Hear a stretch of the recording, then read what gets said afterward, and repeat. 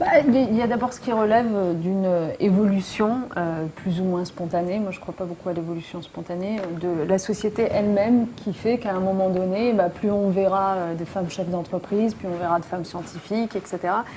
Et plus ça s'imposera aussi dans le paysage médiatique. Donc tout ce qu'on fait, toutes nos politiques publiques pour soutenir par exemple la création d'entreprises par des femmes, pour soutenir l'égalité professionnelle dans les entreprises, pour soutenir la féminisation des instances dirigeantes, ça va dans le bon sens puisque petit à petit ensuite ça nourrit les médias.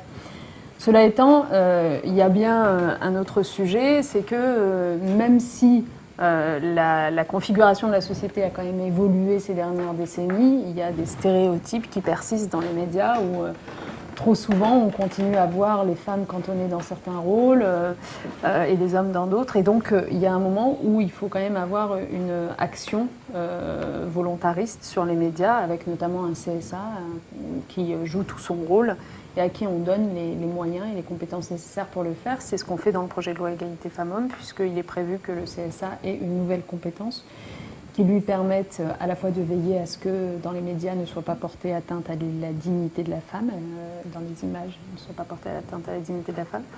Le deuxième point, c'est qu'il veille à ce qu'il y ait une juste représentation des femmes et des hommes à l'écran ou sur les radios.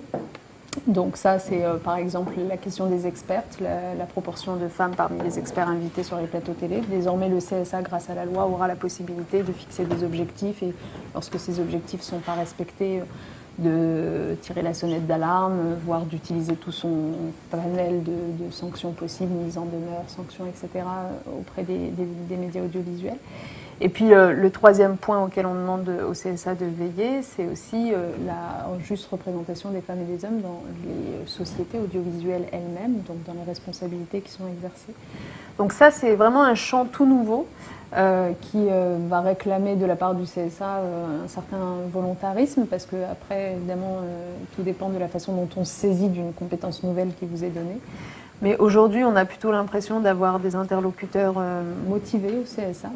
Que les sociétés audiovisuelles elles-mêmes trouvent peut-être souvent trop motivées, mais personnellement ça me va bien. Des interlocuteurs qui se saisissent des sujets, voilà, donc... D'ailleurs, tout récemment, ils se sont saisis du sujet sur les commentaires. Exactement, c'est ça que j'avais en tête. Par exemple, les commentaires Sochi, j'ai vu que le CSA avait décidé de s'en saisir de lui-même. Ce qui est très bien, parce que par exemple, si on prend cet exemple des commentaires Sochi, à un moment donné, ce dans quoi il ne faudrait pas tomber, c'est précisément ce dans quoi on est en train de tomber.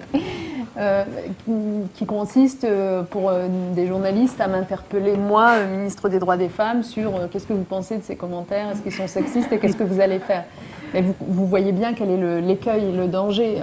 C'est qu'à un moment donné, si c'est la ministre des droits des femmes qui passe pour l'ascenseur en chef, on va avoir très vite le retour de bâton et le backlash sur ce sujet. Donc il faut faire attention à ça. C'est pour ça que moi je réponds avec une forme de rigueur, que moi, ce à quoi je veille, c'est à donner au CSA les compétences nécessaires pour que lui puisse ensuite évaluer la situation et puis prendre des décisions.